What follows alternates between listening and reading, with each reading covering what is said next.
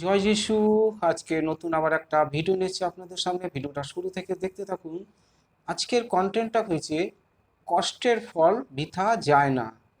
কোনো মানুষ যদি কষ্ট করে কোনো ফসল বুনে, যে যতই দুঃখ কষ্ট অভাব অনটনের মধ্যে থাকুক না কেন, কারো থেকে যদি কোনো টাকা পয়সা জুটিয়ে বা ধার দেনা করে যদি ধানের জমি ফসল বুনে, সঠিক সময় সঠিক পদ্ধতিতে কিন্তু সেই ফসল কেটে মাথায় করে কিন্তু সে গৃহে ফিরবে। তাই কষ্টের ফল কখনো কোনো দিন বৃথা যায় না। সে ব্যক্তি, সে কষ্ট করে যদি সে কঠোর পরিশ্রম করে কোনো লেবারের কাজ করে বা একটা চাকরি পাবার আশায় সে যদি কঠিন পরিশ্রম করে অনবরত পড়ালেখা করেই যাচ্ছে, সৃষ্টিকর্তা ঈশ্বরের কাছে সেই যদি প্রার্থনা করে, স্বয়ং ঈশ্বর কিন্তু তার ডাকে সাড়া দেবেই দেবে। হে প্রভু, হে ঈশ্বর, তুমি আমার প্রতি সহৃদয় হও, আমার প্রতি দয়া করুণা করো।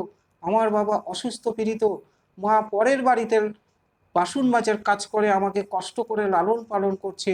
প্রভু, আমার প্রতি দয়া করো। সূর্য যেরকম উদিত হয়, তুমিও আমার প্রতি উদিত হও, যাতে আমার মা বাবার মুখ চেয়ে আমাকে উজ্জ্বল করো, যাতে আমি সবার দুঃখ কষ্ট বোঝা আমার উপরে চাপিয়ে নিয়ে আমি একদিন সংসারের সমস্ত লাঘব যাতে আমি দূর করতে পারি। প্রভু, আমাকে তুমি আশীর্বাদ করো প্রভু, আশীর্বাদ করো প্রভু। এইরকমভাবে কোনো যদি পুত্র কন্যা মানে ছেলে মেয়ে যদি প্রার্থনার মাধ্যমে চাইতে থাকে, তার জীবনে কিন্তু একদিন না একদিন সাফল্য আসবেই। সে কষ্টের করেও লেখাপড়া শিখছে, একদিন সে জীবনে প্রতিষ্ঠিত সফল সে হবেই। কষ্টের ফল জীবনে কখনো কোনোদিন মানে নিষ্ফল হয় না। কষ্টর ফল মানে বৃথা যায় না। একদিন না একদিন সে লাভবান গেনার হবেই হবে।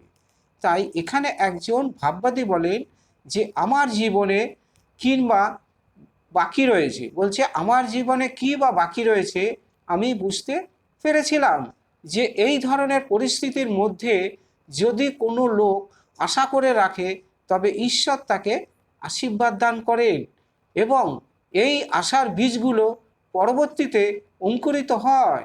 আমি এই সময় অত্যন্ত আনন্দ হয়েছিলাম, বুঝতে পেরেছিলাম যে ঈশ্বর মানে আমাকে ঈশ্বর সেই ধরনের একজন লোক হিসাবে দেখতে চাইছেন, যে লোক অন্যান্যদের হৃদয়ে এই ধরনের প্রত্যাশার বীজ বুনতে সক্ষম হন, যা আমি নিজে উপলব্ধি করেছিলাম। চিন্তাগুলো আমাদের মনের মধ্যে সবসময় উৎপন্ন করে, যেগুলো হয় আশীর্বাদে অথবা আশীর্বাদ অভিশাপে পরিণত হয়।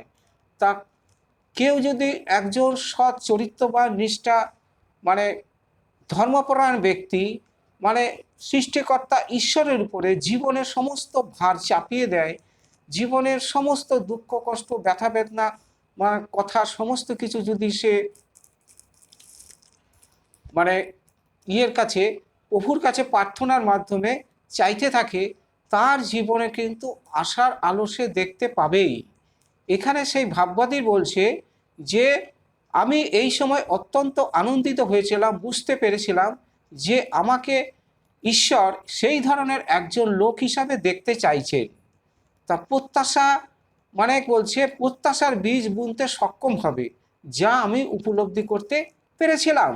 জীবনে উপলব্ধি করা যায় ঈশ্বরের উপরে ভরসা করে সে যদি চলতে থাকে, একদিন না একদিন তার জীবনে সফলতা আসবেই আসবে। হ্যাঁ, তাই কোনো মানুষ যদি কষ্ট করে কঠোর পরিশ্রম করে, তার জীবনে কিন্তু কষ্টের ফল বৃথা যায় না। হ্যাঁ, সে যতই অভাবী হোক, যতই দুঃখ কষ্টর মধ্যে লালন পালন হোক না কেন, তার জীবনের সাফল্য আসবেই। ভরসা রাখতে হবে সৃষ্টিকর্তা ঈশ্বরের উপর, আর বিশ্বাস করতে হবে প্রভুর উপরে। এইভাবে যদি কেউ চলে, তার জীবনে দুঃখ কষ্ট অভাব কোনো দিন হবে না, সাফল্য আসবে এবং সঠিক সময় সঠিক পদ্ধতিতে কষ্টর ফল সে পাবেই পাবে, হাতে হাতেই ফল পাবে। হালেলুয়া। তো আজকের কন্টেন্টটা এই পর্যন্ত। সবাইকে জয় যিশু। ভিডিওটা একটু ভালো লাগলে সাবস্ক্রাইব দেবেন। আর প্রভুর কাছে মিনতি প্রার্থনা, আপনারা ভালো থাকুন, সুস্থ থাকুন, সমস্ত দুঃখ কষ্ট রোগ ব্যাধির হাত থেকে প্রভু যেন আপনাদের সুস্থতা করে। আমি নাসরাতে প্রভু যিশুর নামে প্রার্থনা করি, কারণ একজন ধার্মিক ব্যক্তির প্রার্থনা মহাশক্তিশালী। সবাইকে জয় যিশু। আমেন।